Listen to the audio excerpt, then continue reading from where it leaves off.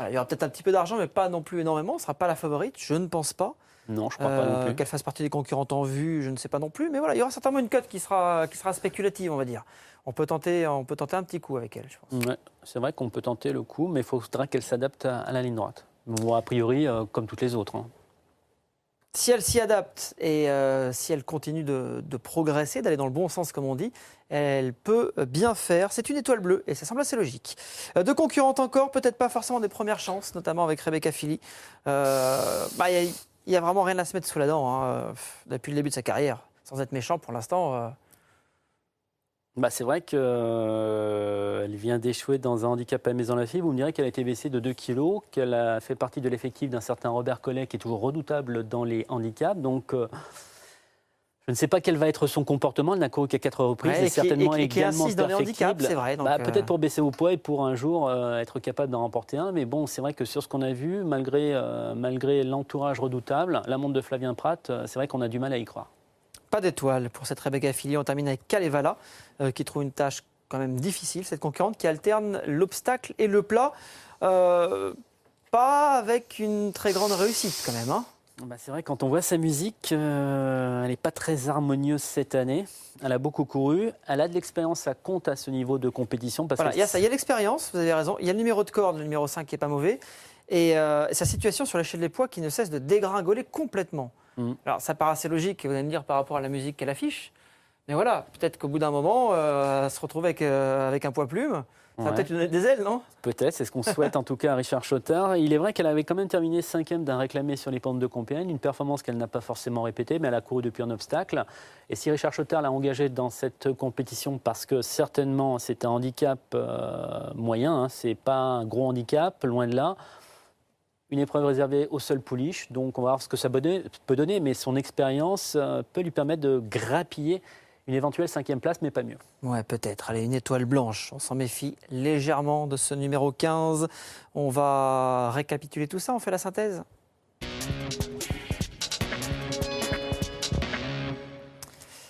On le répète encore et toujours, ça n'est pas du tout évident. Elles sont toutes jeunes, des références qui ne sont pas bien établies. Certaines vont débuter dans les handicaps, d'autres vont progresser, d'autres ne vont pas confirmer peut-être. Bref, c'est vraiment la bouteille à l'encre. On a essayé de déterminer des bases entre guillemets, des concurrentes qui viennent de prouver leur forme, dont la manière de courir nous a plu, comme Red Fine, qui est une bonne finisseuse à la star de Penmaen.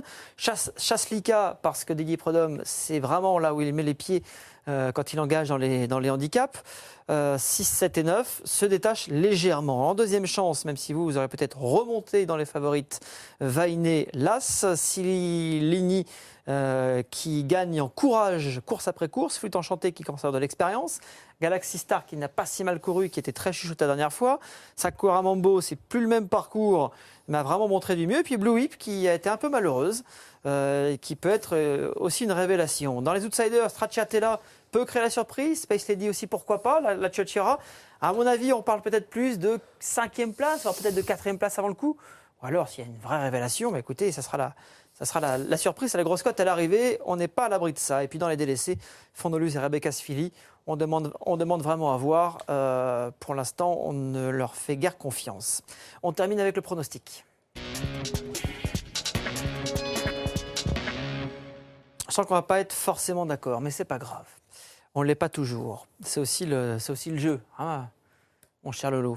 Le numéro 6 en tête, Red Fine. J'ai beaucoup aimé quasiment toutes ses courses. Souvent économisée en courant à l'arrière. Très bonne finisseuse.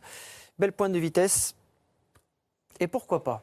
C'est vrai que à s'imposer. Sur les impressions laissées lors de ses dernières sorties, elle fait partie des prétendantes sérieuses pour la victoire. Tout comme Penmaen, qui dans la course à référence de Clairefontaine a terminé très fort, c'est le numéro 7.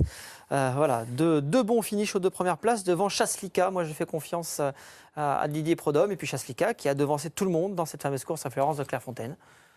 Ça incite aussi à la confiance. Ouais, c'est vrai qu'elle a dominé tout le monde de peu, mais elle l'a fait quand même. Galaxy Star, que j'ai retenu très haut, numéro 4. Oui, Galaxy Star, oui, qu'on doit absolument racheter parce que la dernière fois, c'était pas si nul que ça. Et peut-être que le fait d'évoluer en ligne droite va lui permettre peut-être cette fois-ci, il y a beaucoup de peut-être, de montrer son vrai visage. Sakura Mambo, le 11, qui a montré des progrès. J'aime bien les concurrentes comme ça qui sont vraiment sur la montante. Le numéro 13, Blue Whip, que j'aime beaucoup également. Ah oui, oui, ces fins de course sont aussi assez tranchantes, que ce soit sur PSF ou sur le gazon, c'est toujours très très bien. Moi, je l'aime beaucoup. Allez, eh bien, on est d'accord alors sur ça. Et nous terminons avec Effluct Enchanté, le numéro 3, qui a prouvé qu'elle était compétitive à cette valeur, avec 2 places dans le handicap. Ouais, qui a été peut-être mise un petit peu loin par rapport à ses sorties, parce qu'elle a déjà C'est vrai qu'on aurait inquiété pu, pas mal de on a- concurrents qu'on a déjà cités. Voilà. Je crois que c'est à sa 4e place qui m'a un peu moins convaincu. C'est peut-être pour ça, mais sinon, elle mérite peut-être d'être remontée. Puis le numéro 2, Silini, l'entraînement d'Henri-Alex Pantal. Je trouve qu'elle gagne en dureté course après course. Elle sera peut-être pas loin de la vérité aussi. On l'a mis très loin. J'aime beaucoup également, j'aurais mis un petit peu plus près. D'accord. Et vous aurez surtout mis celle que, non, c'est le gros regret. Alors vous allez me dire, oui, les regrets, on s'en fiche, vous ne l'avez pas mis. C'est vrai. J'ai cru Mais qu'elle avait été déclarée non partante pendant l'émission, parce qu'on n'en parlait pas, là, ça me fait très très peur. C'est Vainé. Moi, Vainé, je demande à voir par rapport à ses lignes, à ses références. Bah, les lignes. Avec 59 kilos pour un premier handicap, c'est pas un cadeau. Alors non, vous avez peut-être raison, vous avez fait des lignes croisées avec des concurrentes qui avaient une valeur plus élevée. Écoutez, vous avez peut-être raison. Mais Vainé, je demande à voir, je la regarde courir. Et puis c'est comme ça, on a fait nos choix.